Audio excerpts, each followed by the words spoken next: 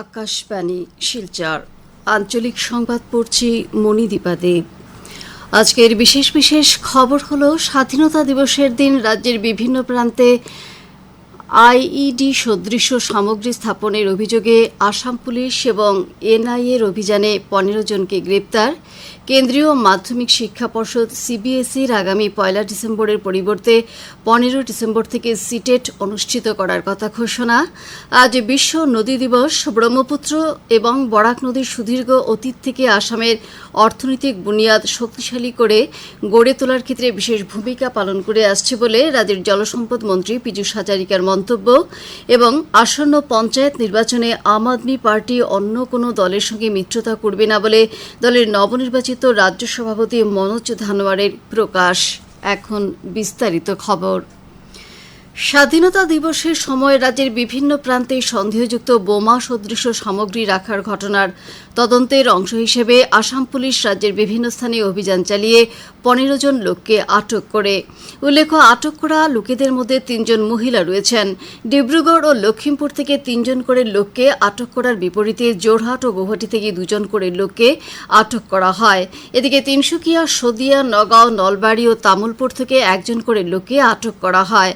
আসাম পুলিশের মুখ্য কার্যালয়ে জাতীয় তদন্তকারী সংস্থা এনআইএর কারিগরি সহযোগিতায় চালানো এই অভিযান বিভিন্ন সূত্র থেকে পাওয়া তদন্তের তথ্যের ভিত্তিতে চালানো হয়। আটক করা ব্যক্তিদের প্রাথমিক জেরার পর অভিযোগনামা দাখিল করা হয়েছে। পুলিশ সূত্রে পরবর্তী জেরার পর ঘটনা সংক্রান্ত আরও অধিক তথ্য পাওয়া যাবে বলে আশা করা হচ্ছে। নতুন দিল্লিতে ভারত মণ্ডপমে গত ১৯ সেপ্টেম্বর থেকে ৪ দিনব্যাপী অনুষ্ঠিত ওয়ার্ল্ড ফুড ইন্ডিয়া ২০২৪-এর আজ সমাপ্তি হয়।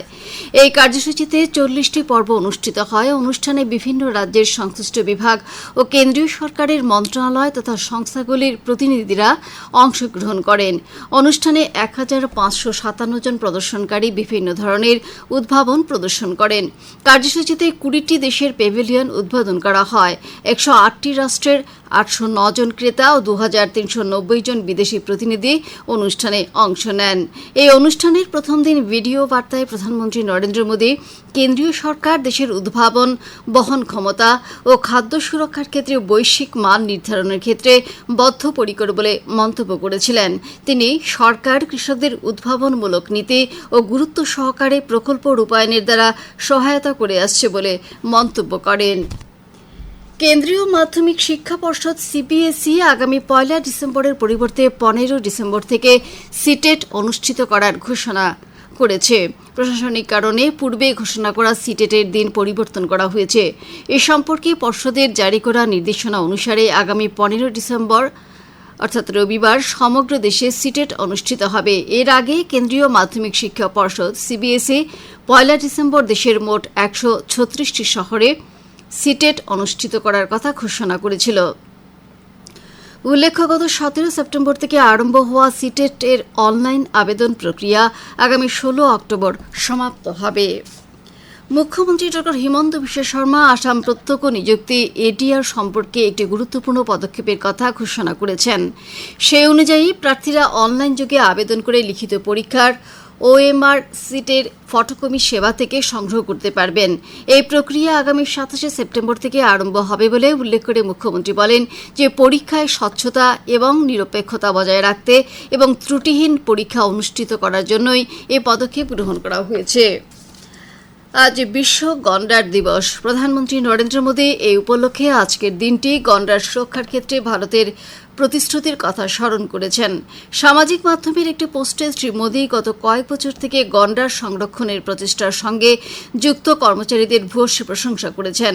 তিনি বলেন যে ভারত হচ্ছে বৃহৎ সংখ্যক এক খড়গযুক্ত গন্ডারের অন্যতম বিচরণভূমি এবং এটি দেশের একটি গৌরবের বিষয়। প্রধানমন্ত্রী আসামের কাজিরাঙ্গা জাতীয় উদ্যান ভ্রমণের কথা স্মরণ করে সবাইকে কাজিরাঙ্গা ভ্রমণ করার আহ্বান জানিয়েছেন। শ্রী মোদী গত ৮ ও ৯ মার্চ কাজিরাঙ্গা জাতীয় উদ্যান ভ্রমণ করেছিলেন। মুখ্যমন্ত্রী ডক্টর হিমন্ত বিশ্ব শর্মা বিশ্ব গন্ডার দিবসের আজকের দিনটিতে রাজ্য সরকারের প্রতিশ্রুতির কথা স্মরণ করেছেন। তিনি আসামের জৈব বৈচিত্র্যের অমূল্য রত্নস্বরূপ গন্ডারের সুরক্ষা, আবাসিক এলাকার সম্প্রসারণ এবং সামগ্রিকভাবে সংরক্ষণ সুনিশ্চিত করার ক্ষেত্রে রাজ্য সরকারের গ্রহণ করা বিভিন্ন পদক্ষেপের কথা উল্লেখ করেন। কাজিরাঙ্গা জাতীয় উদ্যানে বর্ণাঢ্য কার্যসূচির মাধ্যমে আজ বিশ্ব গন্ডার দিবস পালন করা হয়েছে। আজ বিকেল 3টে থেকে এ উপলক্ষে এক বিশেষ কার্যসূচির আয়োজন করা হয়। অনুষ্ঠানে মন্ত্রী জয়ন্ত মল্ল বড়ুয়া, চন্দ্রমোহন পাটোয়ারি, অতুল বরা, কেশব মহন্ত এবং সাংসদ কামাখ্যা প্রসাদ দাসা উপস্থিত ছিলেন। মানস জাতীয় উদ্যানেও আজ এ উপলক্ষে বিস্তৃত কার্যসূচি গ্রহণ করা হয়েছিল। রাজ্যের সাধারণ প্রশাসন বিভাগের মন্ত্রী রঞ্জিত কুমার দাস নবগঠিত উপজেলাগুলির ভারপ্রাপ্ত অতিরিক্ত জেলা আয়ুক্ত এবং সহকারী আয়ুক্তদের জন্য আয়োজিত একটি প্রশিক্ষণ কার্যসূচির সমাপ্তি অনুষ্ঠানে গতকাল মুখ্য অতিথি হিসেবে অংশগ্রহণ করে আধিকারিকদের জনসাধারণের প্রতি দায়িত্বশীল হয়ে কাজ করে সুশাসন ব্যবস্থা আরও দৃঢ় করার আহ্বান জানিয়েছেন। প্রশাসনিক সুচলতা এবং কর্মদক্ষতা বৃদ্ধি করা সহ গণমুখী সেবা প্রদানের উদ্দেশ্যে রাজ্য সরকারের গৃহীত সিদ্ধান্ত অনুসারে ৭৮টি উপজেলার মধ্যে প্রথম পর্যায়ে ৩৯টি উপজেলা গঠনের কাজ আগামী ২রা অক্টোবর থেকে আরম্ভ হবে।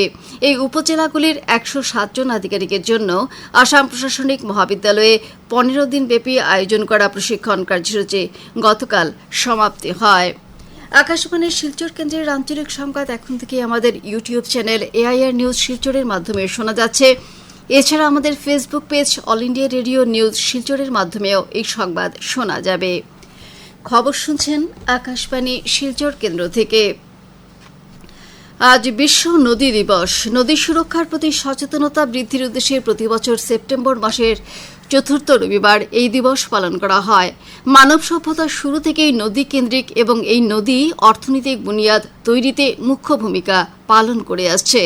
সম্প্রতি জনসংখ্যা বিস্ফোরণ, আধুনিকতা এবং পরিকাঠামো নির্মাণের জন্য বিভিন্ন কার্যকলাপ এবং পরিবেশ প্রদূষণের ফলে নদীগুলির প্রদূষণও বৃদ্ধি পেয়েছে।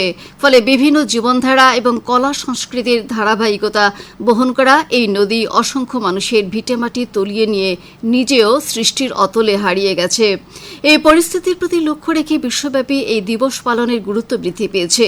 ২০০৫ সাল থেকে এই দিবস পালন করা শুরু হয়েছে।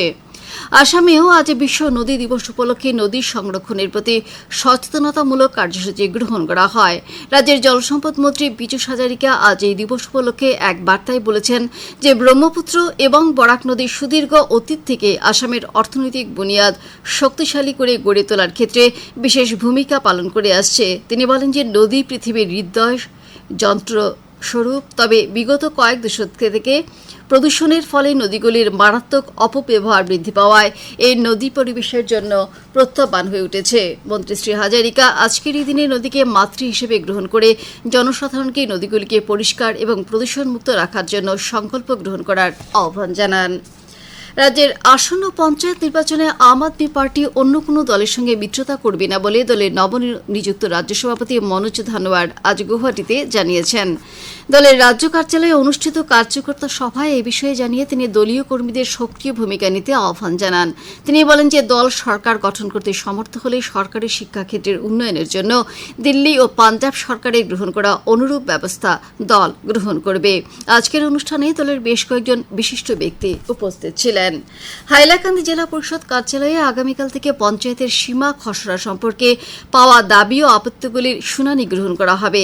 জেলা পরিষদের মুখ্য কার্যবাহী আধিকারিক রঞ্জিত কুমার লস্কর আজ জানান যে আগামীকাল ও আগামী মঙ্গলবার ব্যক্তিগতভাবে পাওয়া দাবি ও আপত্তিগুলির শুনানি গ্রহণ করা হবে। এছাড়া বিভিন্ন সংস্থা, সংগঠন ও সুশীল সমাজের দাবি ও আপত্তিগুলি আগামী ২৫শে সেপ্টেম্বর গ্রহণ করা হবে। বিজ্ঞপ্তিতে আরও জানানো হয়েছে যে ১২১ নম্বর হাইলাকান্দি বিধানসভা কেন্দ্রের দাবি ও আপত্তিগুলি অতিরিক্ত আয়ুক্ত রক্তিম বড়ুয়া এবং ১২২ নম্বর আলগাপুর কাটলিছড়া বিধানসভা কেন্দ্রের দাবি ও আপত্তিগুলি অতিরিক্ত আয়ুক্ত অমিত পারবোসা দেখবেন। ভারতীয় আবহাওয়া বিজ্ঞান বিভাগ আগামী 7 দিন নাগাল্যান্ড, মণিপুর, মিজোরাম ও ত্রিপুরাতে ভারী বৃষ্টিপাতের সম্ভাবনা রয়েছে বলে পূর্বাভাসে জানিয়েছে। তবে আসাম ও মেঘালয়ে আগামীকাল থেকে শুক্রবার পর্যন্ত ভারী বৃষ্টি হতে পারে বলে সূত্রে জানা গেছে। এদিকে রাজ্যের প্রধান 5টি শহর গৌহাটি, শিলচর, ডিব্রুগড়, জোরহাট ও গোয়ালপাড়ায় তাপমাত্রা গড়ে 35 ডিগ্রি সেলসিয়াস থেকে 27 ডিগ্রি সেলসিয়াসের মধ্যে থাকবে বলে জানানো হয়েছে। অল আসাম ইলেকট্রিসিটি কনজিউমার্স অ্যাসোসিয়েশনের আসাম রাজ্য কমিটির উদ্যোগে আজ বঙ্গাইগাঁওয়ের বি.আর. আম্বেদকর ভবনে বিদ্যুৎ গ্রাহকদের অভিবর্তন অনুষ্ঠিত হয়েছে। দণ্ডিচরণ সূত্রধরের পৌরোহিত্যে আয়োজিত অভিবর্তনে অল আসাম ইলেকট্রিসিটি কনজিউমার্স অ্যাসোসিয়েশনের রাজ্য কমিটির আহ্বায়ক অজয় আচার্য মুখ্য বক্তা হিসেবে উপস্থিত ছিলেন। এছাড়া অভিবর্তনে অবিলম্বে প্রিপেইড স্মার্ট মিটার বাতিল করার দাবি জানিয়ে বিভিন্ন বক্তা আলোচনা করেন। শেষ করার আগে খবরের বিশেষ অংশগুলো আবার পড়ছে। স্বাধীনতা দিবসের দিন রাজ্যের বিভিন্ন প্রান্তে আইডি সদৃশ সামগ্রী স্থাপনের অভিযোগে আসাম পুলিশ এবং এনআইএর অভিযানে 15 জনকে গ্রেপ্তার। কেন্দ্রীয় মাধ্যমিক শিক্ষা পর্ষদ সিবিএসইর আগামী 1 ডিসেম্বরের পরিবর্তে 15 ডিসেম্বর থেকে সিটেট অনুষ্ঠিত করার কথা ঘোষণা। আজ বিশ্ব নদী দিবস। ব্রহ্মপুত্র এবং বরাক নদী সুদীর্ঘ অতীত থেকে আসামের অর্থনৈতিক বুনিয়াদ শক্তিশালী করে গড়ে তোলার ক্ষেত্রে বিশেষ ভূমিকা পালন করে আসছে বলে রাজ্যের জলসম্পদ মন্ত্রী পীযূষ হাজারিকার মন্তব্য। এবং আসন্ন পঞ্চায়েত নির্বাচনে আম আদমি পার্টি অন্য কোনো দলের সঙ্গে মিত্রতা করবে না বলে দলের নবনির্বাচিত রাজ্য সভাপতি মনোজ ধানোয়ারের প্রকাশ। আঞ্চলিক সংবাদ আজকের মতো শেষ হলো। আমাদের পরবর্তী সংবাদ আগামীকাল সকাল 7:35।